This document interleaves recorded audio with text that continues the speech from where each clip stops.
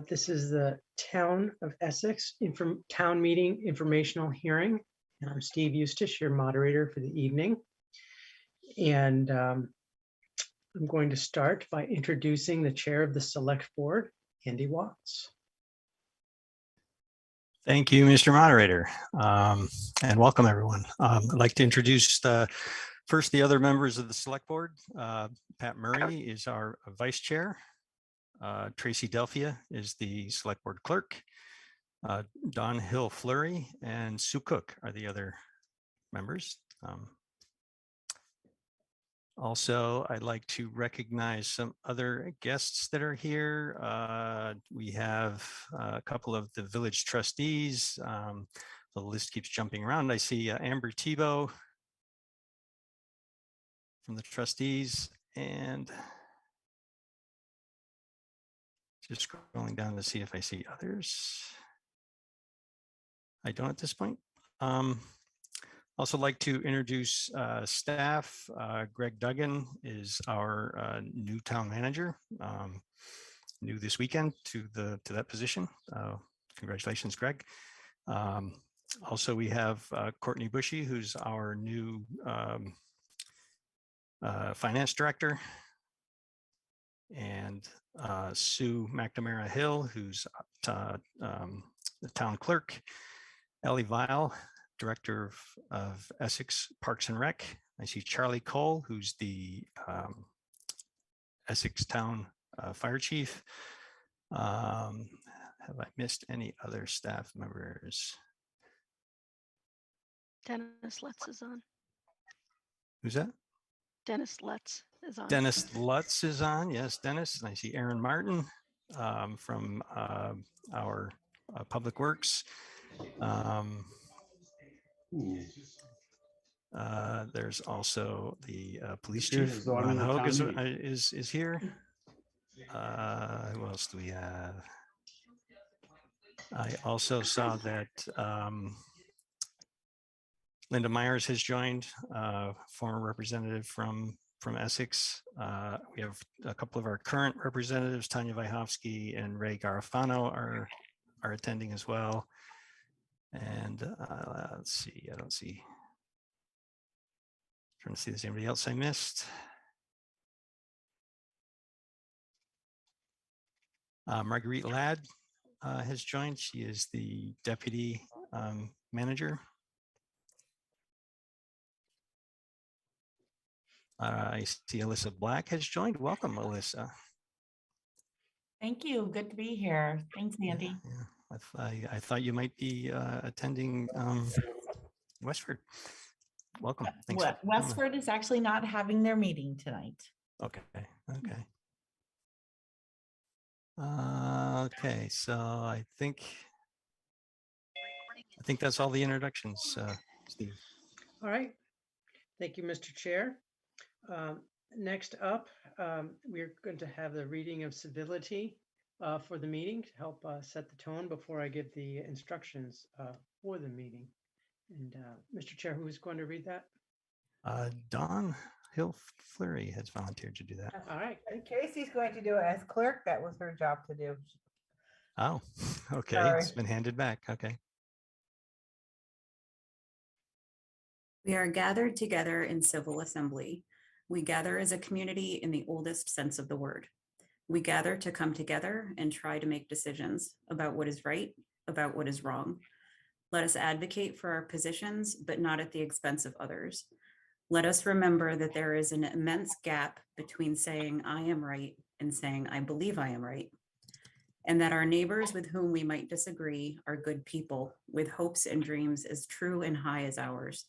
And let us always remember that in the end, caring for each other in this community is of far greater importance than any difference we may have. Thank you for being here this evening. Thank you, Tracy. All right, so I'll read out the instructions for the meeting. So as I mentioned earlier, this is an informational hearing to discuss the articles being voted on by Australian ballot for the 2022 town meeting. As such, there will be no motions, amendments, or voting at this meeting. All attendees must remain on mute except when recognized by me. Attendees can get in line to make remarks by using the raise the hand tool or using the chat to type that they want to speak. People will be queued in order of request, and I'll also check the phone lines every once in a while to ensure there's no one on the phone waiting to talk. All remarks, questions, and discussion should be addressed to me. Please wait to be recognized before muting and speaking, and give your name, speak in a loud voice so that your comments may be heard by everyone. In order to have a reasonable length meeting, discussions on Articles 1 and 2 might be limited to an hour each, and public to be heard to 30 minutes. The select board presentation at the beginning of each article does not count towards any discussion limit. As in our usual town meeting, each person should plan to limit their time to 2 to 3 minutes so that more people have a chance to speak. As in past years, I will not be specifically timing people, but will encourage people to wrap up if they're speaking too long. My role as moderator is to help you ask the questions, help you ask your question or make your point. If you need help, please let me know. Above all, as we just heard, please be civil and respectful of your neighbors' opinions.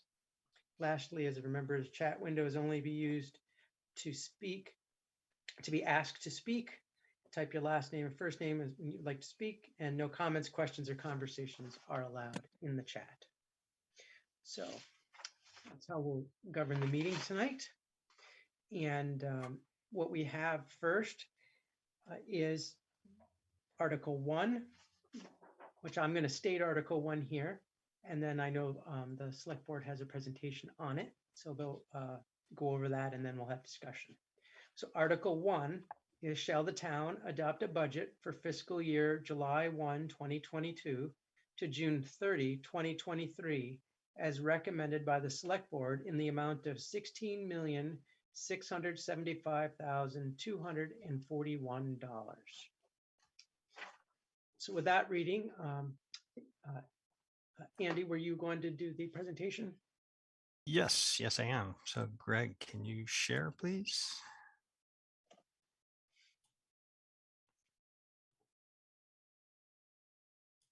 And I can see that, Andy. Okay, all right. So as the introduction, yeah, we'll be talking about the budget for the fiscal year 2023, which starts July 1st of 2022. And this is our proposed operating budget. Go ahead, Greg, to the next slide. Okay, so before we started before the budget was put together, the select board was asked for if there were any budget goals for this year. The 4 initiatives that the select board asked for were to continue the funding for equity initiatives and mental health support. In doing so, this budget does include a $30,000 appropriation to the equity committee. That's an internal committee who will make recommendations on how to spend those funds. We also are continuing the funding of board stipends, meaning that starting at the beginning of this calendar year, we started offering the opportunity for committee members to be paid a small stipend for attending committee meetings. And that's extending into next year. We've added additional funding to the Community Justice Center, and then we created a new position within the police department of the Community Affairs Liaison. I'll talk more about that later in the rest of the budget discussion. Next thing was you wanted to consider how to address climate change in our programs and initiatives. What's happening here is there's 3 police vehicles will be purchased this year. All of them will be either hybrid or fully electric. That's the activity that's happening in this year's budget that falls into that category. Next topic was to minimize the financial impact of separation through tightening spending, deferring anything possible, or diversifying revenue. We have removed 1 management position. We no longer have a shared manager with the village, and so there's instead of 3 management positions, there will only be 2 going forward in this budget. And then the last topic was to address the impact of separation, but continue to work toward tax equity. Although there's no new initiatives there, because of the a possibility of separation, but some of the existing consolidated activities will occur during the first transition year. But those will resolve themselves by the end of the first year. And examples of those would be clerk's office and village highway. Both of those will be funded, at least the clerk's office at least partially, and the village highway fully in this year's budget. Okay, next slide. So general highlights, we are using 431,000 of fund balance. This is leftover funds from prior years to offset the tax rate. This is some significant portions of this are being used to pay for one-time expenses. There are some expenses in the finance department that are related to separation that will be coming out of that 431,000. And also, this is an unusual year. I mentioned that we were purchasing 3 police vehicles. Typically, we only purchase 2. There's every so often in the life cycle of our police vehicles, we end up having to buy 3. So we're buying the 3rd vehicle out of this fund as well. So it's not wouldn't be an ongoing. It's not included in the. It won't be included in the taxing that we do. It's being paid with prior. The leftover funds from prior years. There's been a variety of staffing changes. Again, I mentioned we repurposed one of we're taking a vacant patrol position in the police department and converting it into a community affairs liaison. This is someone who will be able to interface with the community from a communication standpoint, from also talking about human services and potentially, hopefully, or to address non-policing activities that are in the responsibility of the police department. As I mentioned, we've eliminated one management position, but we did add an administrative or assistant to the manager. Previously, the assistant to the manager has been paid for by the village. So we are adding. There were actually 2 people in that position. There's going to be one going forward in the town, and I think one in the village also. So that's that. The next thing we're doing is in order to improve our safety response, our emergency response, we've added 2 40-hour per week daytime per diem firefighter positions. These are not full-time positions for anybody. It's 40 hours equivalents of multiple people's time. So that we can ensure that we have staff on hand during the week, daytime, to address emergency response needs. This is also the first full year of an economic development position. In the current year's budget, we budgeted for a half year. So we're extending it to the full year to continue that position. That individual has been hired. And I don't recall her name.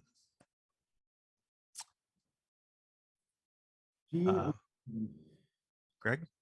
Jean O'Sullivan. Jean O'Sullivan, right. Okay.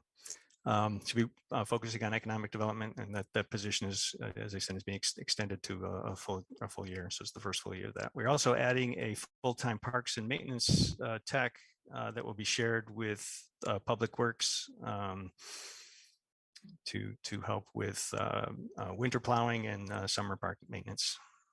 The county and regional health and human services have a fairly large increase this year of 228,000. I'll have some more discussion about that. That's largely, yeah, I'll touch on that more when we talk about emergency services. Another change to the budget is the insurance costs for the police department are being moved into the police department costing center. They'd previously, I believe, been in the finance costing center. They're being moved over to the police costing center because if separation occurs, we wanted to have all of the police costs in the police budget so that as we contract with the village, that the accounting is much simpler because all of the expenses will be in one category.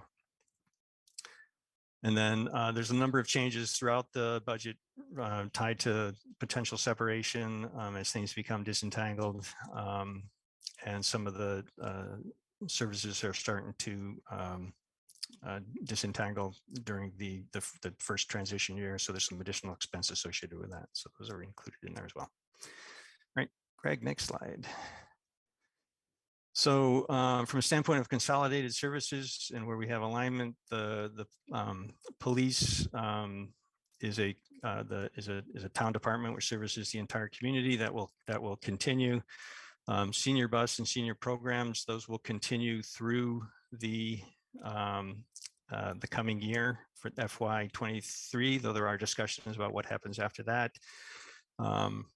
Clerk, elections, and records will all still be in the same department, though again they will or not again, but they will separate at the end of the transition year. The assessor will remain common until the upcoming likely reassessment is complete. The next series of services will actively start unraveling or will completely separate at the beginning of the transition year if the separation occurs. It's information technology, stormwater services, highway, public works, administration, paving, and tax billing and collecting. All of these things are paid for in the town budget, but they're going to start separating their functions. And then there are other services that are shared. The wastewater treatment. The wastewater treatment plant is shared. That is the wastewater treatment plant is owned by the village, but there's a separate agreement that's called the Tri-Town Agreement between the Village of Essex Junction, the Town of Essex, and the Town of Williston. That's completely separate from separation, won't be impacted by separation. And only those that use or that are connected to municipal sewer pay for that. So if you've got a septic system, you're not contributing into that. Essex Rescue Ambulance Services are an independent nonprofit, but they do give us an assessment of a certain amount of funds to support them. And I think there's another slide that goes in more detail on that. Green Mountain Transit Services, again, that's an independent, that's a regional entity that provides bus service within Essex and beyond. That is, again, is an independent, and the town is currently paying for that for both the town and the village, and it will continue to through the coming year, but then that separates later. Similarly with the Chittenden County Regional Planning Services.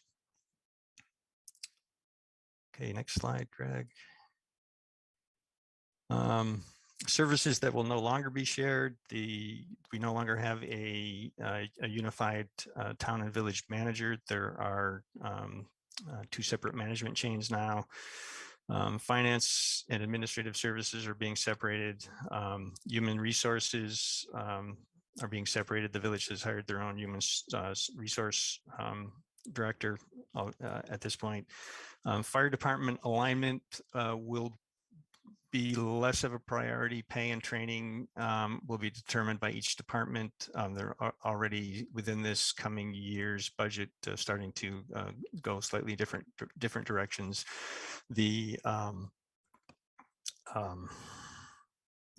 I forget what the phrase is. The agreement that we each back each other up with is still in place.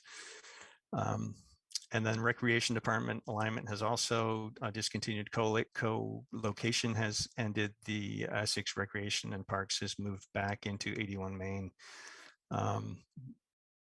But at least through the coming year, village residents will still have access to those offerings because they'll still be paying taxes to support those. It's not yet determined. We're still negotiating discussion about what happens after separation or after the transition year. Okay, so new and enhanced programs. I mentioned I was going to talk more about Essex Rescue. Essex Rescue has added I believe it's a second daytime ambulance because of population and demographic changes within Essex. This is actually the first of a 4-year plan to increase this fairly substantially.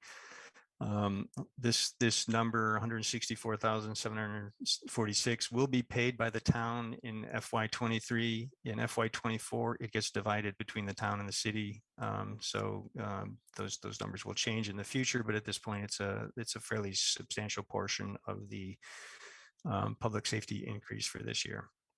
Along with the 2 per diem firefighters that we've added that I mentioned earlier. That's just under 90,000 for that. We're continuing to fund the justice, equity, diversity, and inclusion work. And by adding the community affairs liaison to the police department, some of this is redundant. The first full year of economic development coordinator, and then the parks and maintenance plowing person were added. So the budget itself, the proposed total budget is 16.68 million. The increase over the current year is just under $750,000. It's a 4.7% budget increase with a 5.1% tax levy, but the individual tax rate that taxpayers will see is a 4% increase, which is higher than what than the select board typically agrees to. We've been in the 3 to 3.5 range. So, but we believe in this year with getting ready for separation, some of the things that we've had to do are driving this to be a little bit higher. Plus the unexpected increase in Essex Rescue was another big piece that is driving that. Okay, and then the majority increases, I mentioned the biggest increase is appropriations. These are appropriations that come to us from the outside that we don't have a lot of control over. That's the biggest piece. Then the personnel costs are just under 100,000 increase with payroll and benefits. Village highway and stormwater increased 74,000. That's within the 6% limit of that's in the MOU that governs the village highway and stormwater expenditures. Vehicle purchases are higher again because we're purchasing a 3rd police car this year, which we don't typically do. Stormwater maintenance has increased. Largely because of state mandates. Our insurance rates are up. Again, that's something we can't really control. And then the justice, equity, diversity, inclusion work, and the volunteer stipends that I mentioned, the 30,000 that was provided for the equity committee. The additional 14,697 there would be the stipends for volunteers. Professional services is up 27,000. Election expenses are up almost 26,000. That's largely due to the mailing of ballots. We've seen a dramatic increase in participation in elections with mailed ballots. So I think that's likely to be an ongoing expense that we will see. Transfers to capital, there are some shortcomings in how much capital we've been, there's some expenses coming up that we're going to need to deal with. So we've increased the transfers to capital by 22,000 this year. And then the net of everything else was 61,488, which gives a total increase for the year of, as I mentioned, was just under 750,000. So 749,113. Okay, Greg, anything else? Okay, then the estimated tax impact, we've often referenced the $280,000 home. And so the FY22 tax rate is 0.5285. What we're estimating the rate will be for to support this, the FY23 budget is 0.5497, which is the 4% change, and the dollar amount again for the typical or the example value of 280,000 would be $59.36 change for the year on your municipal tax. This assumes that the grand list grows by 1%, which is a little bit lower than what we've seen. And this also uses, as I mentioned at the start, 431,000 from fund balance. The tricky thing with fund balance is that next year we have to make that up in the regular budget, unless we have additional funds to continue doing those kind of offsets. But it's there's no guarantee that will happen. Okay, Greg, was that the last slide? Nope. Okay, then we got here's the pie chart that shows where each of the, all of the dollars go. The police department is the largest chunk of that, followed by public works. And then general government, which is the select board, the manager, the management staff for all of our departments. And then beyond that, it goes to culture and recreation, which is the library and parks and rec, and then into much smaller chunks after that. And this shows where each of the, all of the estimated total tax for a $280,000 house would be $1,595, and this shows where each of those dollars goes within the budget. And then Greg, I think is that the last slide? Yes, thank you. All right. All right. Thank you, Andy. All right, with that, we'll open it up for questions or comments on the budget on this article. So people can raise their hands, and I'll recognize people in order of raising their hand.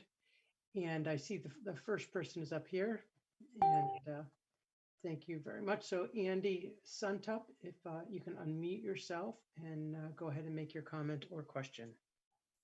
Hi, Andy. I have a multiple part question. Are we getting any funds from the federal government as part of the COVID relief? If so, what is that being used for? And if it's not being used for something that could reduce our taxes, why not? Because it just seems like taxes are going up a heck of a lot more this year. If you could address that, please. Thank you, Andy. Andy, would you like? Yeah. I think it's more appropriate for Greg or Marguerite to comment on that. The select board has not yet addressed or dealt with any of those federal funds. And actually, I guess I'll step back a second. So a lot of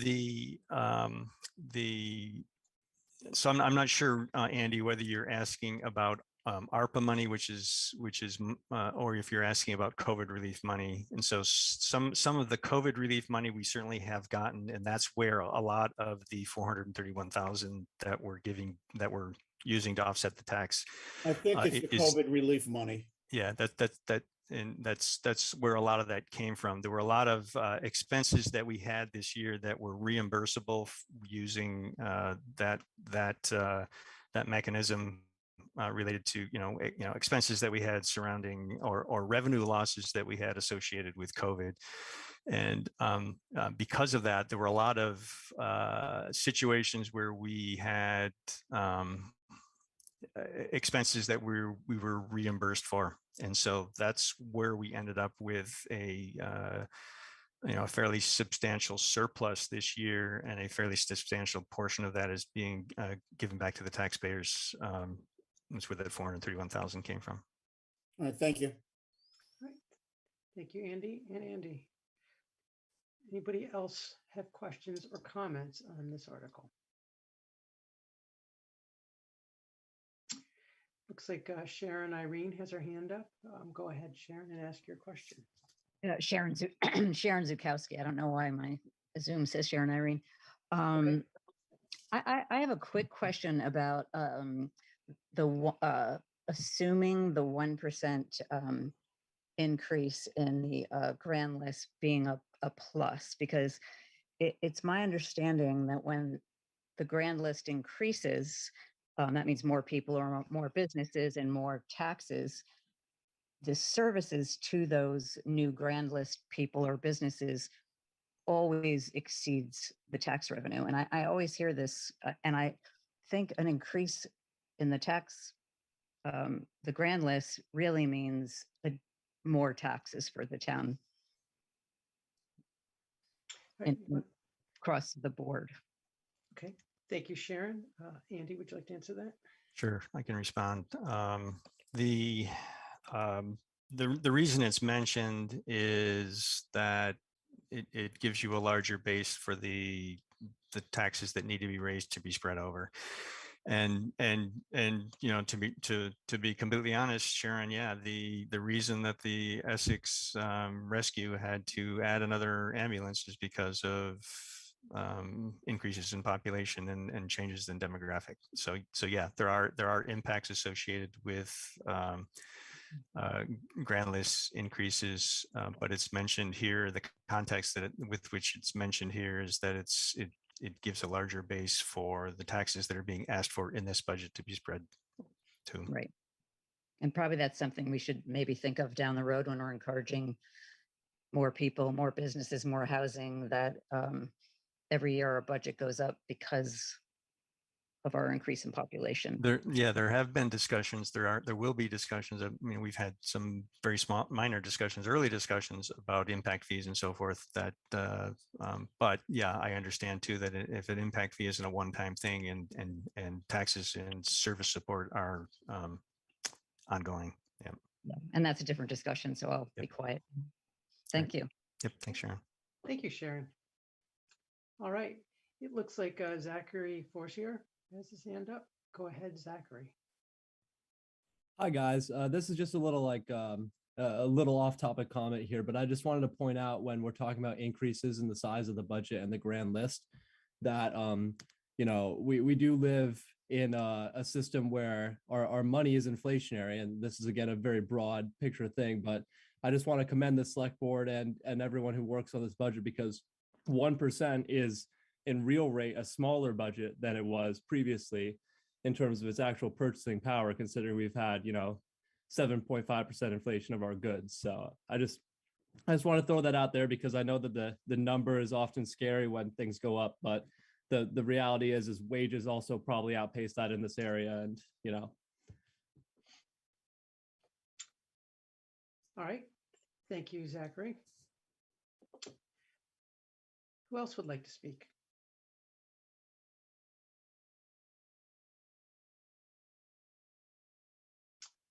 Any other questions or discussion?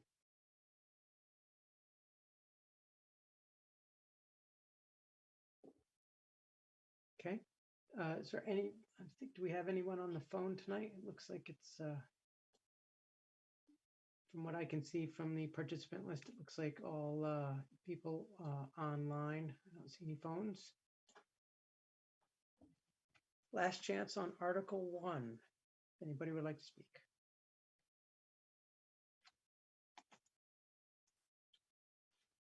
Okay, so I'm going to end the discussion on Article 1. Time check, it's 8:03. All right, so that will take us to Article 2, which is written on the ballot as, shall the town of Essex authorize cannabis retailers and retail portions of integrated licensee establishments in town pursuant to 7 VSA Section 863. And I don't believe the town select board has a presentation on this, so we can go straight to questions and commentary from the voters. Right now, he's a John Doe. Who would like to be the first person? Who would like to be the first person to speak to this? Please raise your hand.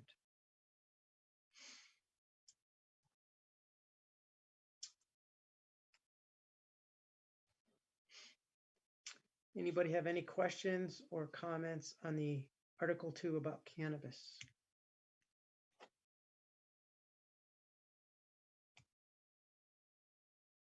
Okay, looks like Zachary Forcier has his hand up. Go ahead, Zachary. Sure. So obviously cannabis is kind of a new legal thing for a lot of states in the country, and it's kind of something that people are dealing with differently in terms of regulation. And I am pro recreational cannabis, but I was wondering if there was going to be any increasing regulations in terms of, do we have any methods of, testing people for THC when they're driving, or anything like that? And additionally, I know that some businesses, especially a business that I work at, is working to make restaurant menus which include either CBD or THC products. And I was wondering to what extent the recreational use would be for businesses like that. Like, would there be like a licensing system? Or so? Yeah, those are my questions.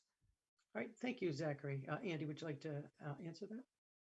Yeah, I can comment on some of this, Zach. I think the from the standpoint of testing individuals who might be, potentially driving impaired, I think that's largely there are trained officers who, through observation of individuals, will make that assessment. And I think this isn't really something that the town has any say in. It's really the state level discussion about enforcement around that. And then to go on to your discussion about consumables, it's my understanding that there's no on-premises consumption. It's only retail for use at home, or I don't know what those, if there's restrictions on where you can actually consume it. I don't think you can. It's I'm pretty sure you can't do it in your car. I haven't looked at those regulations, but from the standpoint of adding THC products to edibles in a restaurant, I don't think that's allowed. It's only takeout, or only Sure. Retail. Yeah. Sure, I appreciate that. That definitely makes a lot of sense, and it clears up some of those questions. And I definitely think that makes sense that the state level and the police officers would be working to do things like that. I guess I must have a very a liberal business owner that I'm thinking of in mind here, because he was already preparing some specialty dishes himself, because he's obviously advocating for it to become something more like beer, where it's kind of a commonplace and consumed in different forms in different places. But yeah, thank you. I appreciate it.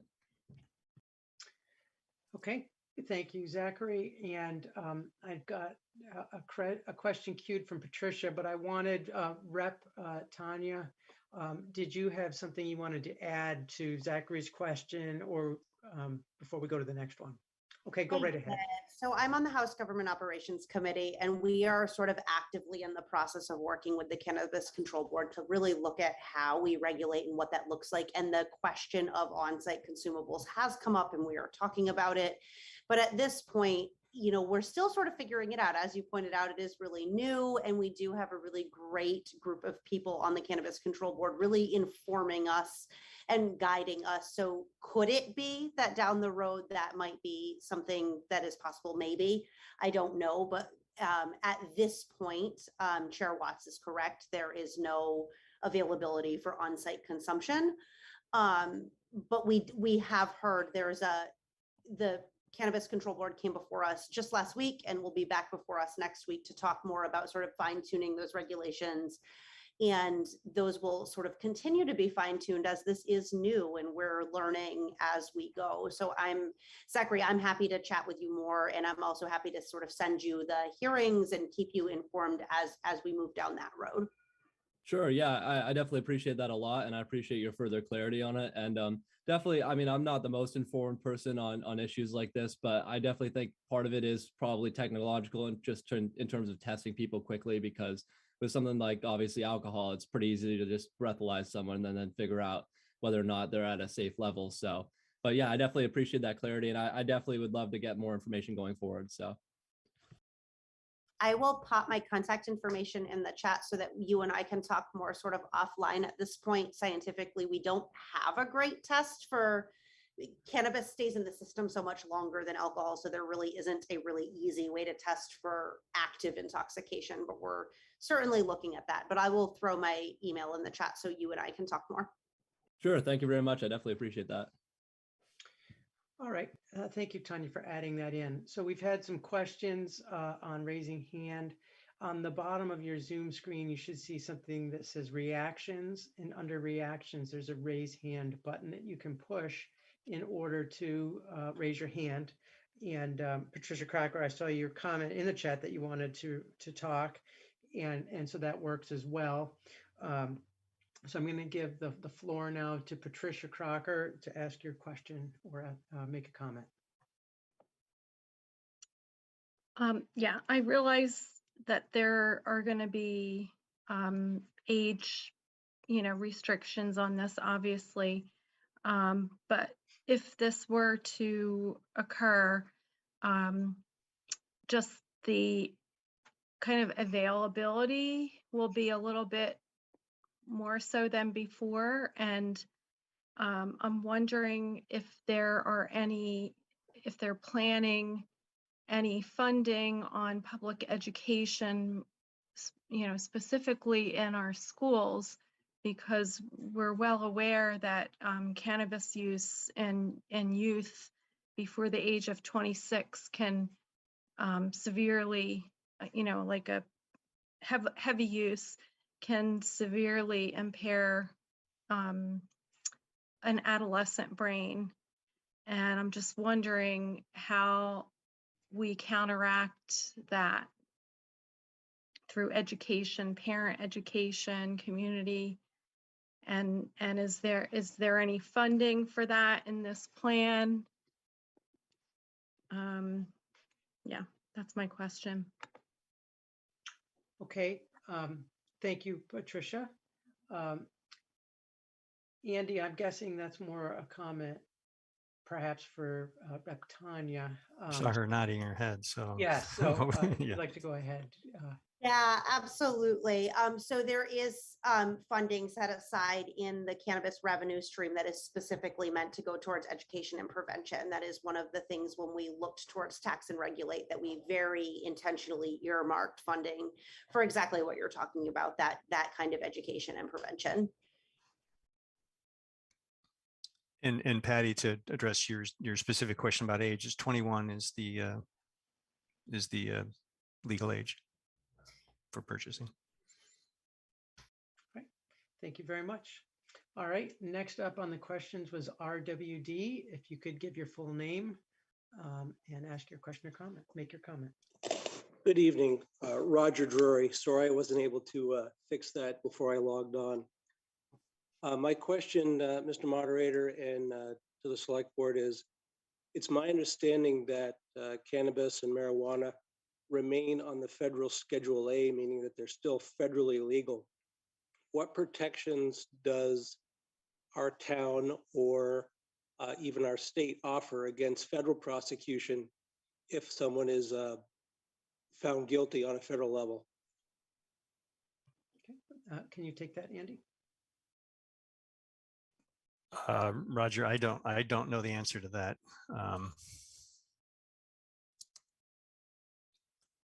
I don't know if Tanya or somebody from town staff. I'm certainly happy. Oh, go ahead. Go ahead, Tanya, please. No, I'm certainly happy to weigh in. I mean, in other states that have legalized, largely the federal government has stayed out of it, but realistically, if the federal government chooses to step in, it does have precedent over state law. So how can we responsibly declare it legal within the boundaries of our town when it is illegal within the boundaries of the nation? Just one clarifying comment here from the article being discussed. The Select Board isn't making it legal or not legal. We're saying, can people sell it? The discussion is whether you can sell it in a retail establishment, not. So just to be 100% clear on that. The state of Vermont has already legalized. That's right. That's right. So that's not a town question, I guess is my point.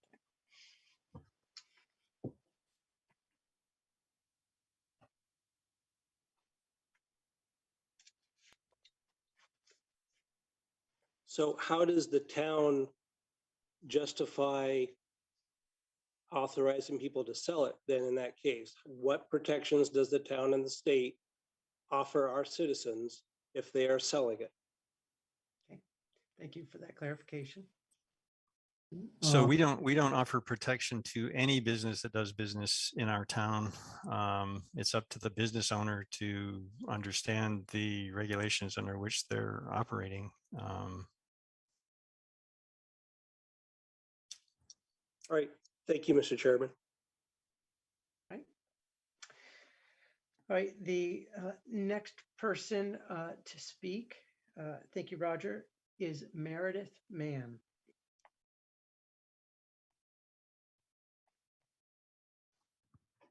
Hi there. I just wanted to add as a cannabis business owner that it is, as of right now, federally illegal, and it is a responsibility that we as a business owner are taking. And I also just wanted to respond to a previous question about children and let people know that the Cannabis Control Board has stated that there needs to be a guard at the front door and then an ID check at the register as well.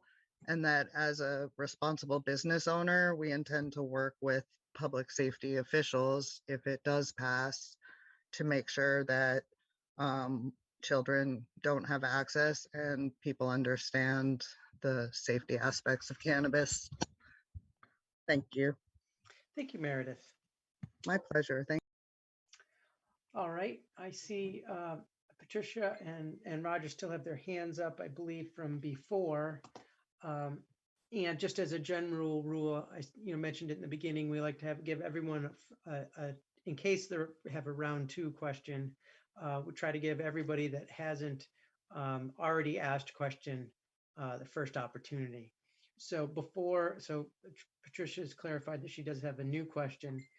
Does anybody have a question that hasn't spoken yet that wants to go in ahead of Patricia asking her second question? And Steve, I believe someone named Kendra has asked to speak in the chat. Oh, okay. I missed that. All right. So then I agree. Then we should go to Kendra. Thank you for that, Mr. Chair. Sorry, it's actually Adam Goodrow here. Okay. So I just wanted to ask the question whether or not there's any potential financial liability on the town's part, given that it is still federally illegal. I don't think so. I believe that all responsibility for following regulation falls on the business owner.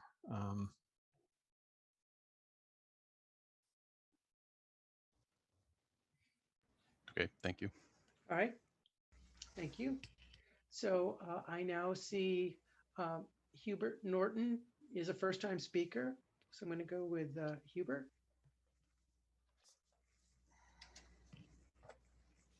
Go ahead. Yep, just unmuting here. I was trying to clap my hands before rather than raise them, but anyway, I now raise them. First of all, it is too bad this whole COVID situation. We have to go to this. It's unfortunate that people attend these meetings and don't turn on their video. I think it's important for people to be face to face and speak their piece. That is the beauty of town meetings. And I do understand the rationale for what we're doing here now. But anyway, I'd like to get that out. I do have a question. The article states, in retail portions of integrated licensee establishments. Could someone describe to me what is an integrated licensee establishment and give me an example of what a retail portion of that licensee establishment might be? That's a new term to me. Thank you. Thank you, Hubert. Can you answer that, Andy? Yes, I can. Integrated license involves a growing, processing, packaging, and retail. So it's soup to nuts operation where the same business is doing all or multiple pieces of the operation. And a retail establishment is simply retail. They purchase it from someone else and are selling it. And so the way the state law works is the town can only regulate retail, growth, processing, packaging, any processing that needs to happen to the product before it's sold is dealt with through your zoning laws, and we can't restrict any of those operations other than with our standard zoning. As a follow-up, I'm on the zoning board, and I'm curious as to what is the planning commission's position as far as making any adjustments to current zoning regulations that might define where growers may do their business. Because indeed, if a grower is allowed to operate in a certain area, and they are also, if this passes, and they are allowed to do retail sales, I would think that would come into the conversation. Yeah. What's the status of the planning commission's actions here? So in order for a grower to also do retail sales, they have to have a license that allows them to do that. That license costs quite a bit more than just the retail license. But I guess I would defer to perhaps Greg Duggan to address the planning commission part of that question, or if there's someone else from planning commission. Go ahead, Greg.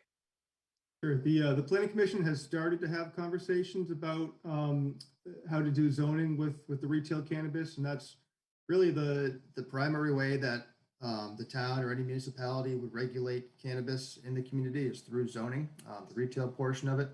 I don't think they've gotten too far, too deep into those discussions yet.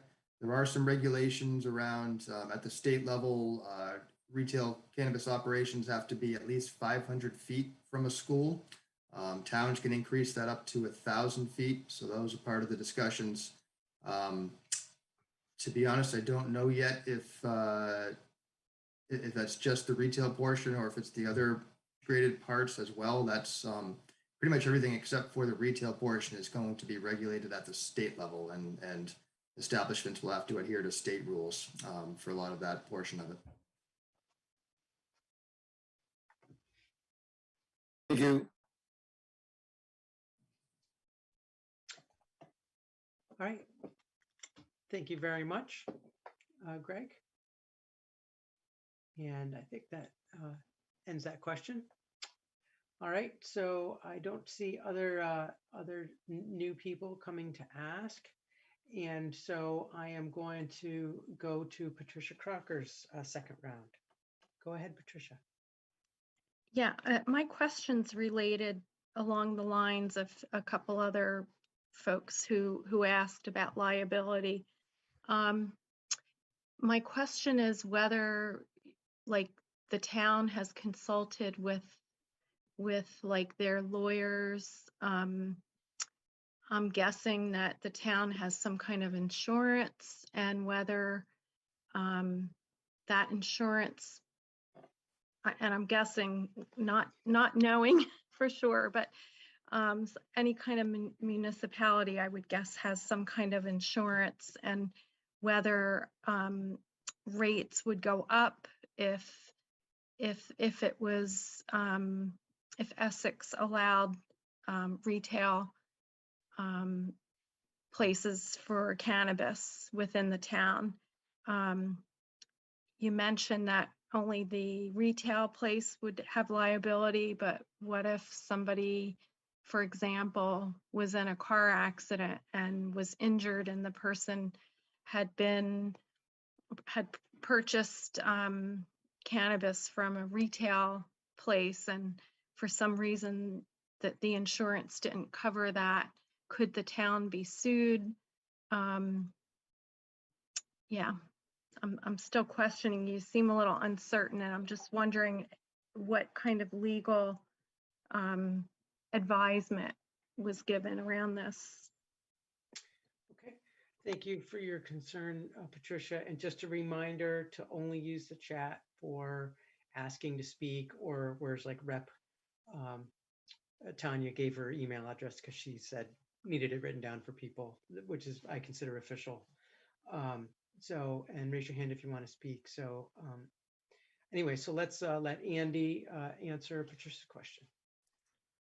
I don't have the answer to that question. I don't know, Greg.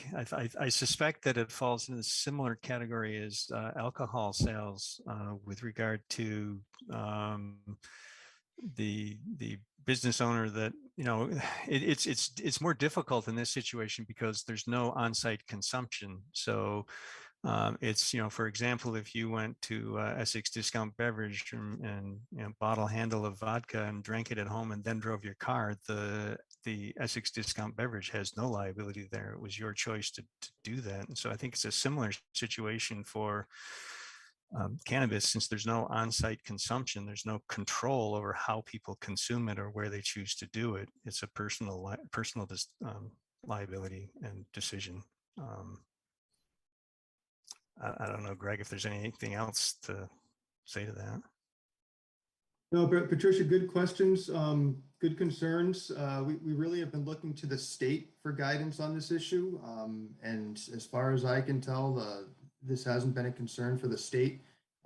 As a municipality, we also look to the Vermont League of Cities and Towns for a lot of guidance. That's a nonprofit group that provides assistance to cities and towns within Vermont. Again, as far as I'm aware, they have not raised concerns about this issue. So I just don't think it's something that really the state or towns have really raised as a problem or something that we need to be aware of. And I think Andy's right in speaking that it would probably be treated similar to an alcohol driving, somebody driving while intoxicated with alcohol. I realize, insurances are actuaries. So the more risks that you have, the higher your rate. So my question is regarding whether that's something that, the town has insurance, and if this is a factor that could potentially raise the rate because of actuaries. I realize there's alcohol being sold right now, but it's been like that for a while. But if you have an insurance policy and there's more risks, they usually raise the cost. So I would just like to know that was looked into and planned for. We get insurance through Passive is the name of the firm. It's through the Vermont League of Cities and Towns. Passive is the insurance arm of VLCT. They are in good communication with us and our finance department and our manager's office about issues that might be coming up and our rates. This is not something that they have raised as a potential concern or potential increase of rates. All right. Thank you, Greg. Thank you, Patricia. All right, the next person to speak is Ron Lawrence. Go ahead, Ron. Oop. Here we go. Hi, this is Ron Lawrence. My only question is whether our police department or our police chief has weighed in on this. So yeah, it's my understanding that there are some concerns that the police department has, and I think Ron is actually on the call here, and perhaps he can comment. But again, the state is making it legal. The only question here is whether it's right to allow it to be sold within Essex. There are is it 20 or is it 40 communities that are voting tomorrow on this question as well. So there'll be quite a few places that it's likely to be able to be purchased, but I don't know, Ron, did you want to comment on your specific concerns? If there are specific concerns specific to Essex? No, my concerns aren't specific to Essex. I mean, I think I laid these out, recently in the guidance that was posted on the town's website, and it's just the same concerns that we've had from the beginning. The continuing black market. Obviously, folks driving impaired is probably number one on that list. Those are just some of the concerns that the police department and law enforcement still has overall with this. Thanks, Ron. Any other, Rep. Tanya, you look like you wanted to say something. Are you good? All right. All right, so I think we're good with Ron Lawrence's question then. And at the moment, I don't see any hands raised. Do we have any other questions or comments?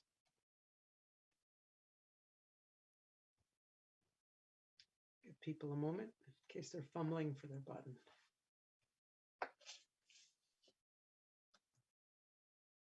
All right, so I'm going to move on, and it's now 8:31. So I'm going to move on from Article 2. And the other two parts of the agenda, just so people understand, I'm going to talk briefly about Article 3, and then there's public to be heard on other general topics. So Article 3 is the election of the following: a moderator where there's one vacancy for a one-year term, and the select board where we have 3 vacancies. We have 2 3-year terms and 1 one-year term. And we also have the Champlain Water District Commissioner with 1 vacancy for a 3-year term. And the voting, people should have already received their ballots to turn in person. At this point, you can't, it's too late to mail, or going to the polls, which are open at the middle school in Essex for people outside the village, and for the high school for people inside the village. And that voting tomorrow takes place from 7 to 7. So that's Article 3. And I hope everyone has either sent in their ballot or will be doing so tomorrow in person or in the Dropbox at the town office.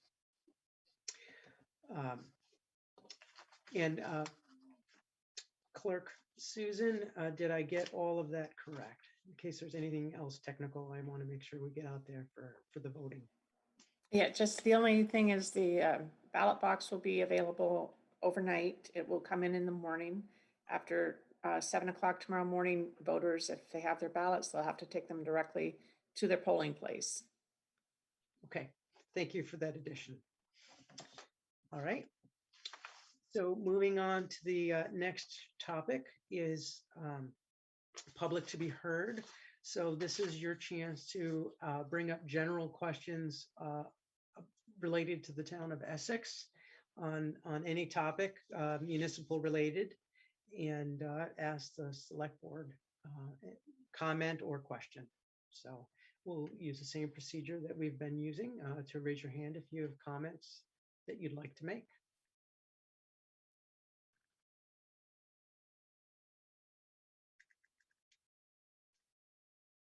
Let's see if everybody was worn out from the Article 2 discussion. We've got more questions.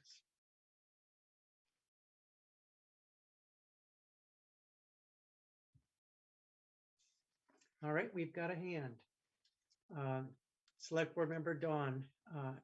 I don't have a question, Mr. Moderator, but I do have a thank you for both Patrick Murray and Sue Cook, as this is their last town meeting for a year or so. And I'd like to thank them both for their service. Thank you very much. That's nice. Thank you. Perfect to share. We all appreciate your service.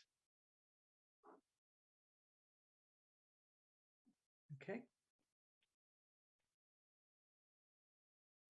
And anybody else like to comment? Looks like Charles Coe. Go ahead, Charles.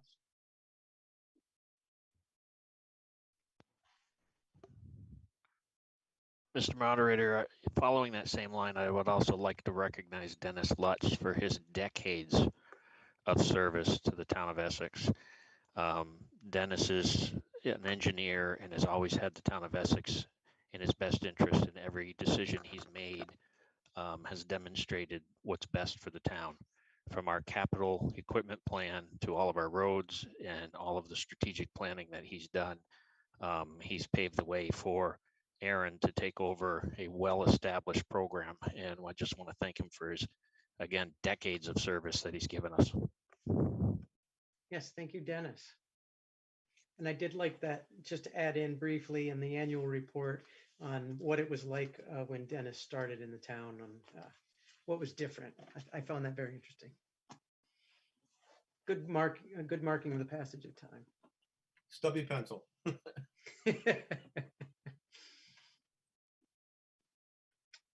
All right, anybody else like to comment or question?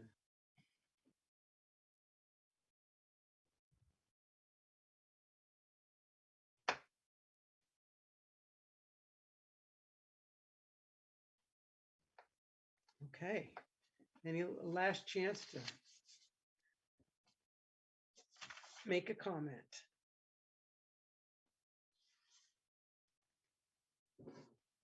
All right, seeing none, I'd like to thank people for attending, and I guess we can't have motions, but I'd say I'd entertain a motion to adjourn. But it sounds like we can end. So we need to now. adjourn. We need to adjourn till tomorrow, right? Is that the? That's right. Steve, you do It have a looks like hand Patty up Davis now. raised her Oh, hand. okay. Yep. Sorry, I missed it. Thank you, Sue. Go ahead, Patty. Oh, yeah, I just wanted to say that I'm going to miss Dennis too. We've only been here like 6 years, but I really enjoyed picking his brain and I've learned so much about Essex town because of him. I hope you're not a stranger, Dennis. I want you to still be around because if we see you around, I still want to pick your brain. All right. Thank you, Patty. All right. Anybody else? Okay. With that, we'll adjourn to the balloting tomorrow.